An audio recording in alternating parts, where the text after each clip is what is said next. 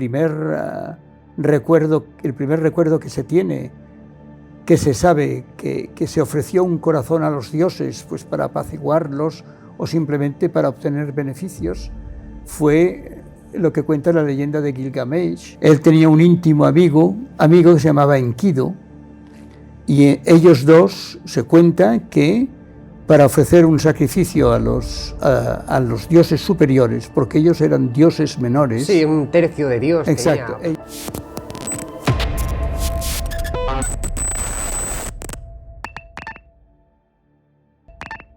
Hola a todos, buenos días, buenas tardes y buenas noches, depende de dónde estéis y de dónde me veáis. Quiero que sepáis que estoy un pelín nervioso, lo voy a decir. Es el primer directo, he hecho una prueba hace poquito en Twitch. Haremos más, intentaré hacer regularmente cada semana una nueva entrevista. Y quiero que sea algo diferente, quiero que sea algo personal. Quiero que sea algo, pues, básicamente que disfrutemos, todo, yo incluido. Yo creo que el que más va a aprender hoy, aparte de ser una persona súper importante en mi país, es cirujano cardíaco, y es, señores, Josep María Queralbs. Ha conseguido algo histórico en mi país, en España, algo histórico, y es hacer el primer trasplante de corazón con éxito en el año, si no recuerdo mal, 84. Creo que Josep María será el más indicado para explicar quién es, qué ha hecho, en qué momento se encuentra, y hablaremos de algo interesante y apasionante, que es básicamente la memoria que tienen los órganos, en este caso el corazón. Josep María Queralbs, es un placer tenerte aquí, muchísimas gracias por venir. Es un placer. Disfruto muchísimo escuchándole y bueno, yo creo que todo el mundo va a disfrutar con usted. Cuéntenos un poquito, básicamente, su trayectoria, su historia. Yo nací en una familia, mi padre era médico, fue uno de los pioneros de cirugía torácica en este país. Somos 7 hermanos, de los que quedamos 5. Yo hice mi enseñanza primaria en un colegio de los jesuitas, en el colegio de San Ignacio, en Barcelona, y desde pequeño tenía ya la idea de ser cirujano de corazón. O sea, lo tenías clarísimo, ¿no? Lo tenía muy claro. Acabé el colegio, pasé a la Facultad de Medicina de Barcelona, acabé la Facultad de Medicina de Barcelona y entonces tenía muy claro que para hacer la especialidad que yo quería hacer y hacerla bien tenía que irme a un país donde hubiera una enseñanza reglada de esta especialidad, y podía ser Inglaterra, que no estaba todavía muy bien definida en aquella época, o podía ser los Estados Unidos, y me decanté por irme a los Estados Unidos. Antes de ir a los Estados Unidos, en el sanatorio de Terrassa, que mi padre era el jefe de cirugía, mi padre había montado un laboratorio de cirugía experimental donde hacíamos trasplantes de corazón en perros y otro tipo de operaciones experimentales, y así yo me fui entrenando.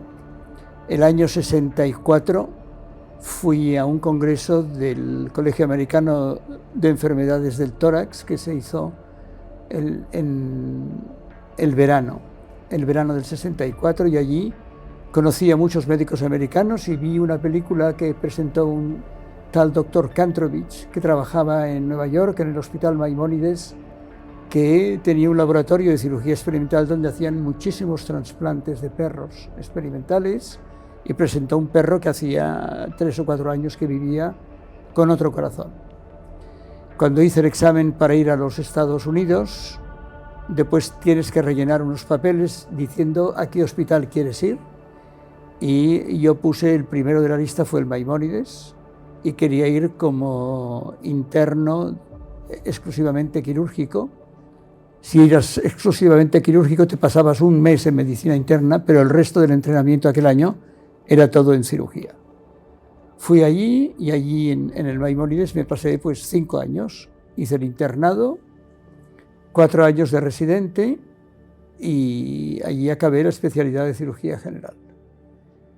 Al acabar la especialidad de cirugía general, solicité a varios centros. Había un médico en el hospital que tenía su yerno, que era uno de los jefes de cirugía cardíaca de la Universidad de Illinois, y me decanté por la Universidad de Illinois, aunque tuve un par de ofertas más. Fui a la Universidad de Illinois, realmente no fue lo que a mí me hubiera gustado, pero a los 6 meses de estar allí, cerca de la ciudad de Chicago, en Maywood, había la Universidad de Loyola, y en la Universidad de Loyola el jefe de cirugía cardíaca era un leridano, que era un cirujano extraordinario, el doctor Roque Pifarré.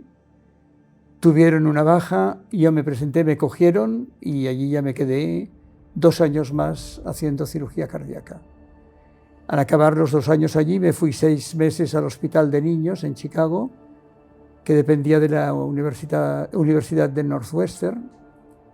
Allí hice cirugía infantil sobre todo y después, gracias al doctor Pifarré, conseguí un sitio en el Hospital de San Pablo para empezar a desarrollar la cirugía cardíaca.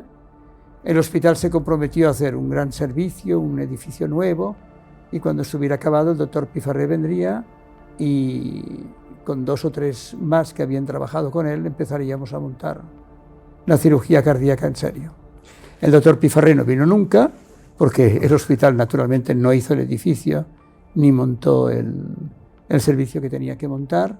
Yo lo empecé a montar con el doctor Alejandro Arís, que había estado en Estados Unidos también, y empezamos a montar el servicio de cirugía cardíaca, empezamos a operar. Recuerdo que al principio operábamos 2 casos a la semana y al final ya operábamos 7, 8, 9 y finalmente hicieron un quirófano exclusivo para nosotros donde operábamos mañana, tarde y noche, y como tenía dentro de mí la idea de hacer trasplantes, en el año 81 yo ingresé en el comité de trasplantes del Hospital de San Pablo a petición propia y les dije que una de las metas era hacer un programa de trasplante cardíaco. Empecé a prepararlo todo, escribir exactamente todo lo que todos los servicios tenían que hacer, porque todos los servicios del hospital iban a estar implicados. Hablé con todos los jefes de servicio, que nos dieron su apoyo incondicional, y en febrero del año 84 yo me fui a Cambridge, que era uno de los 2 centros cerca de Londres donde hacían muchos trasplantes de corazón. Tuve la gran suerte que el día que llegué, aquel día tenían un donante. Yo me acuerdo que fui con el doctor English, que era el jefe de cirugía cardíaca de Papworth. Me fui al Hospital Neurológico de Wimbledon. Allí extraímos el corazón a una amazona que había quedado descerebrada porque cayó del caballo. Wow.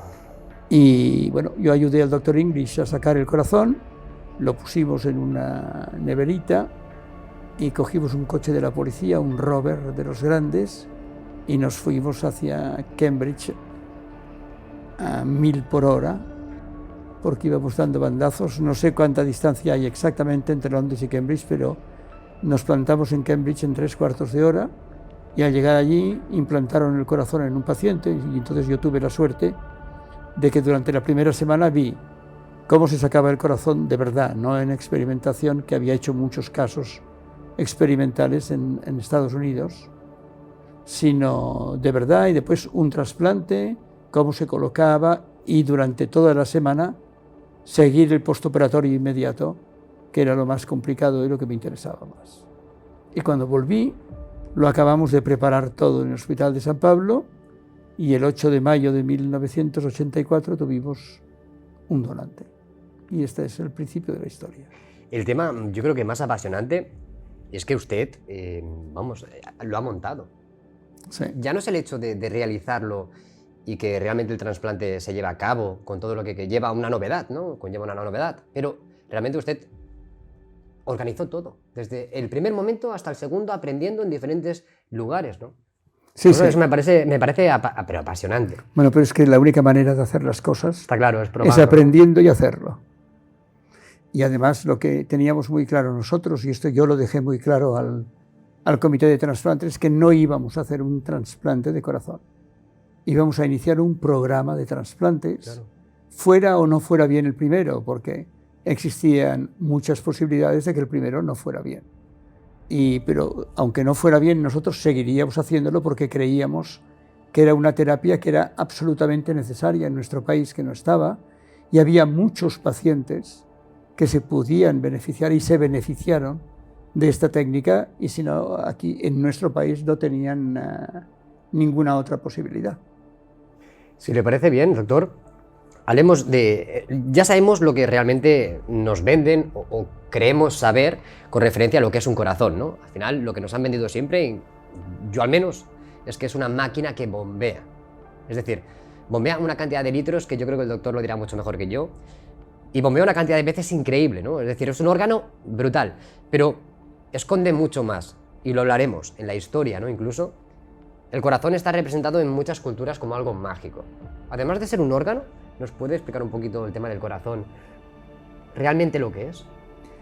Bueno, en las culturas antiguas, el corazón era el centro de la persona, donde avivaban todas la conciencia, era el centro del organismo, era el que hacía que todo funcionara, era el asiento de los sentimientos y era el que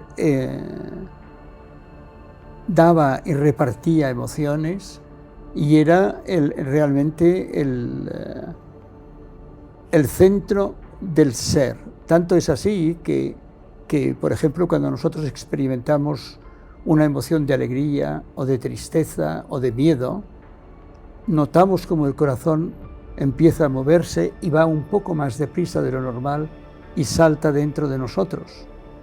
Y esto hizo que todos creyeran, y así fue en aquella época y después lo ha vuelto a ser, que era algo más que un órgano. Un médico inglés, cardiólogo inglés en el siglo XVII que se llamaba Harvey, dijo que el corazón era una bomba, solamente una bomba. Y aquello sentó mal a todo el mundo porque creyeron que era una animalada. El corazón tenía que ser algo más que una bomba.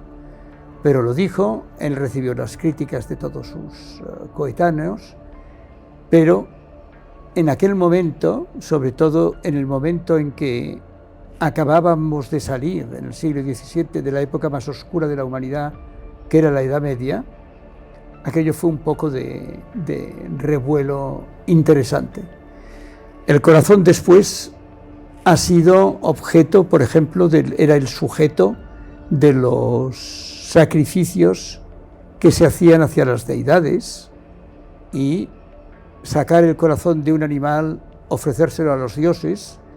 Esto era sobre todo posible en las culturas europeas, pero en las culturas sudamericanas, donde es todo un poquito más radical y más viril, lo que hacían la gente era matar al enemigo, sacarle el corazón y comérselo mientras estaba latiendo, porque así creían que es toda la fuerza y el poder que tenía su enemigo, ellos lo cogerían habiéndose comido el corazón. Este punto me encanta porque hablaremos un poquito sobre los aztecas o los mayas que hacían rituales. Es decir, esto yo creo que todo el mundo lo sabe, ¿no? Esas colas, puedo decir incluso hasta kilométricas, de gente donde le hacían simplemente, bueno, ya sabéis, no voy a decir la palabra, aunque creo que en Twitch sí que puedo, bueno, sacrificaban a las personas.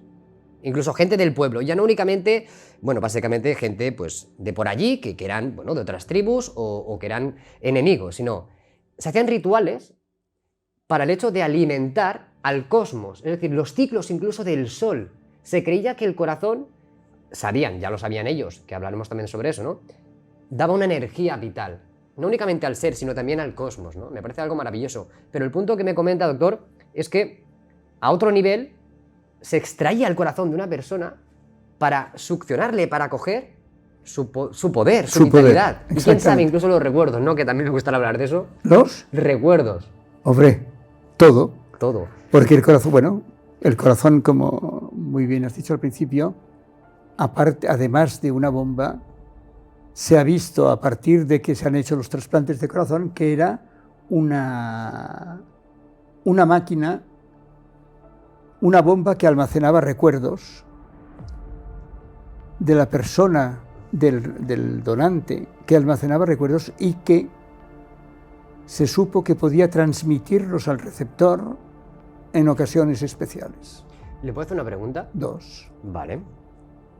Cuando hay un antes y un después, ¿no? Llamémoslo finalización de la época media o medieval y hay un nuevo movimiento cultural, o incluso, ya hemos hablado de 1700, 1800, nuevas corrientes, y luego tiramos para atrás muchos más años, antes de Cristo, y vemos culturas que desde un prisma, yo creo que histórico, piensan, porque yo no lo pienso, que no eran tan avanzadas como muchos de nosotros creemos. ¿Crees que ellos disponían de algún conocimiento que o se ha perdido o ha interesado ocultarlo a la población, a la sociedad? ¿Crees que esa gente sabía, cuando tú le quitabas el corazón a tu enemigo y te lo comías, era simplemente por algún tipo de ritual o había un trasfondo que ellos sabían? ¿Cuál es su opinión, doctor? Bueno, yo no sé si lo sabían o no, pero el trasfondo es que ellos consideraban que el corazón era el asiento de todas las esencias buenas de aquella persona, buenas y poderosas, y por lo tanto, al comérselo, ellos cogían la fuerza y cogían toda la esencia de la persona a la que quitaban el corazón. Todo esto eran rituales que se hacían en todas las culturas, especialmente en las sudamericanas, en la azteca, en la maya.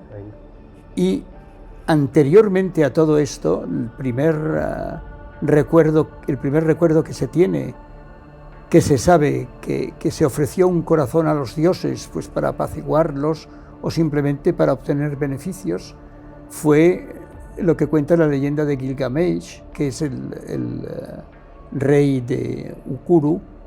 Él tenía un íntimo amigo que se llamaba Enkidu, y ellos dos se cuenta que para ofrecer un sacrificio a los dioses superiores, porque ellos eran dioses menores. Sí, un tercio de Dios. Exacto, ellos cogieron a un toro por los cuernos, lo mataron, le sacaron el corazón y lo ofrecieron al dios superior de entonces, que no recuerdo cómo se llamaba.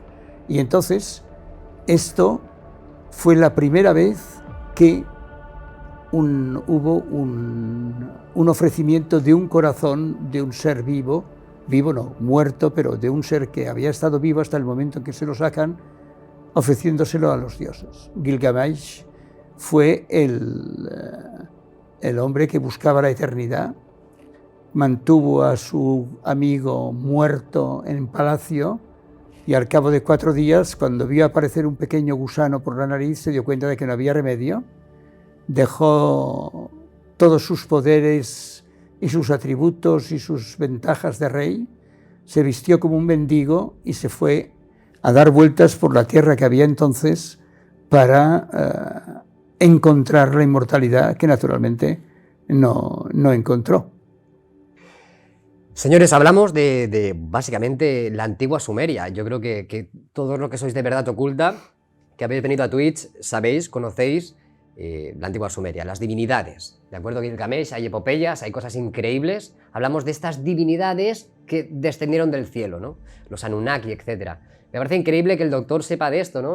Cuando lo escuché dije, wow, me parece increíble. Y es la primera prueba, o al menos escrita, que tenemos, importante también, donde hay este tipo de sacrificios, búsqueda de inmortalidad, relacionándolo con el corazón, ¿de acuerdo? Imaginaros hacia dónde nos estamos yendo. Sinceramente, mi opinión, doctor, es que antiguamente se tenía mucha más información y en la actualidad tenemos mucha, pero realmente se ha perdido, ¿no? Por algo que puede ser, no sé, tal vez intereses, ¿no? Yo creo que entonces lo que se tenía sobre todo era una intuición muy bien dirigida, información. No creo que hubiera demasiada, pero sí intuición que se dirigía hacia el corazón, porque creían que el corazón, precisamente porque se movía y sus movimientos estaban de acorde con las emociones que uno sentía, era algo mucho más importante. La palabra corazón viene de la palabra sánscrita kurt, que significa saltar, porque el corazón, cuando tú tienes una emoción importante, salta dentro de ti. Y lo que tenían los antiguos es que creían que como el corazón saltaba dentro de ti cuando tú tenías o una emoción o un pensamiento rápido, ¿no? Aquello era suficiente para atribuirle al corazón unos beneficios que creían que tenía y que era el centro realmente, la esencia de todo ser. Y esto tanto la medicina china, Sí. como la medicina india de la Ayurveda, como los egipcios, incluso los egipcios. Exacto. Los egipcios creían que en el corazón estaba la entrada de la persona que moría hacia la eternidad. Se lo tenía que ganar, era Anubis en el Duat, que ponían en la báscula, ¿no? Ponían en un lado el corazón. Exacto. Y en el otro una pluma de Maat, Sí. que era el símbolo de la armonía, el bienestar, todo. Si el corazón pesaba más que la pluma de Maat, aquel hombre no había sido un hombre honesto al 100% y se condenaba. Si el corazón pesaba menos que la pluma, aquel hombre iba al cielo, a disfrutar de la eternidad.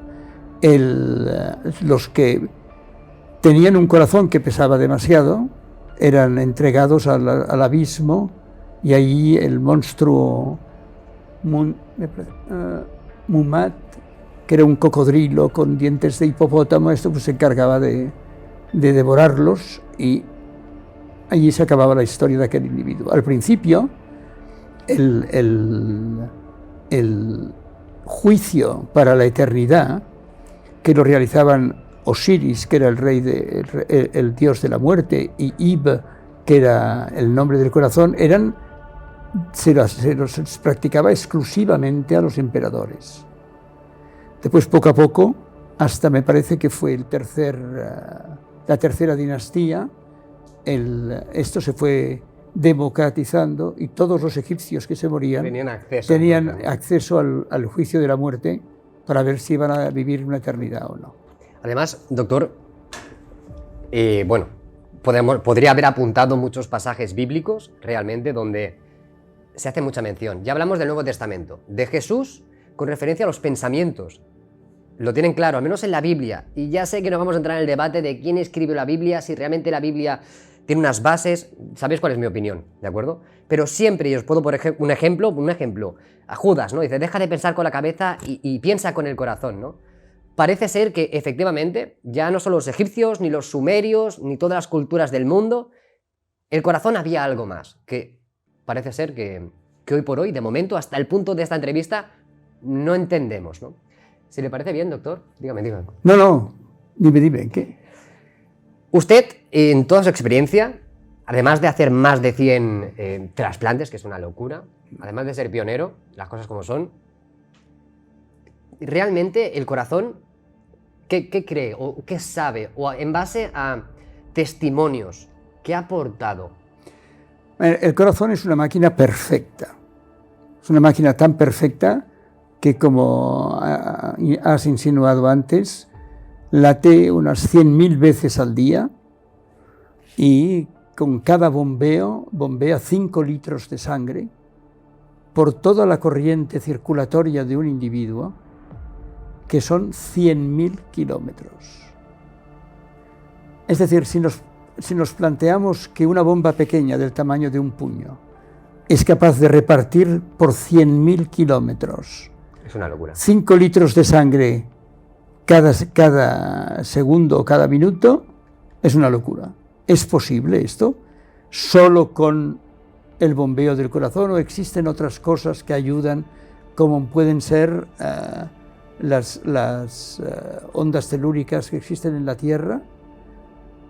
Nuestro corazón bombea sangre, la sangre tiene hemoglobina, la hemoglobina tiene hierro, y seguramente el hierro es ayudado por las corrientes telúricas para pasar por los capilares, que son los tubos más pequeños de la circulación, que son milimétricos. Todo esto hace pues que el corazón, incluso para los científicos o los cirujanos, tenga algo más. Es una máquina perfecta, le puedes hacer lo que quieras, siempre que se lo hagas para beneficio, y que lo que resulte es una mejora de la función del corazón. Y el corazón lo puedes abrir, cerrar, cambiar válvulas, cambiar tabiques, poner parches, poner arterias nuevas, poner todo lo que quieras. Es una pasada. Y llega un momento en que esto fue en los años 80, sobre todo a raíz de un libro escrito por una bailarina norteamericana que se llamaba Claire Sylvia, que recibió un trasplante de corazón y pulmones en la Universidad de Yale, en Connecticut, que escribió un libro que se llamaba Cambio de corazón. En este libro ella explicaba que después del trasplante tuvo una serie de sensaciones y experimentó una serie de tumultos dentro de ella que nunca había tenido. Esta chica indagó, el nombre de los donantes siempre es totalmente anónimo, sabía que su donante había sido local, y si era local quería decir que era de un accidente que había pasado 1 o 2 días antes de que la trasplantaran. Cogió los diarios y vio que 2 días antes de su trasplante un chico joven había tenido un accidente de moto y había quedado descerebrado. Entonces ella siguió poco a poco el hilo y llegó a la conclusión de que aquel había sido su donante. Fue a hablar con la familia del donante y les dijo que ella, por ejemplo, cuando no había recibido el corazón y los pulmones, era una persona que no le gustaba el pollo que hacían en el Kentucky Fried Chicken. Clave, ¿no? O sea, que no pollo bebía, Kentucky, nada, que no bebía cerveza y que era muy austera con su atuendo, siempre iba vestida de negro. Vale. Y resulta que después del trasplante empezó a comer Kentucky Fried Chicken, a beber cerveza y a vestir con colores llamativos, no solamente de negro. Y esto a ella le dio la idea de que, no la idea, sino la sensación y la convicción de que ella había recibido de su corazón y sus pulmones algo más que una bomba. Había recibido unas memorias y unos hechos que pertenecían al donante, pero con el trasplante le habían traspasado a ella. Y a partir de aquí empezaron a ver artículos, investigaciones, etcétera, etcétera, de mucha gente, sobre todo de un catedrático de la Universidad de Arizona que se llama Schwartz, de una psicóloga de Harvard que se llama Rosek, y ellos vieron, investigando en docenas de trasplantados de corazón, que todos ellos, o la mayoría, tenía unas memorias y hacía algo que no tenía nada que ver con lo que era antes de recibir el trasplante. Y entonces empezaron a investigar por qué podía el corazón no solo tener memorias, sino pasarlas a la persona que lo iba a recibir. Ya no es, vale, el recuerdo o algo que te haya impactado y que luego otra persona, pues no sé, una catedral, por ejemplo, y esa persona después le da por una fijación absoluta por un recuerdo que tuvo, que sería en la catedral. Hablamos de incluso gustos, de incluso sexualidad, ¿no? Incluso también podríamos ir por ahí en algunos casos. O incluso los pequeños. Hay ejemplos de que los trasplantados de corazón a veces han tenido unas sensaciones de atracción sexual que no eran las que ellos tenían antes.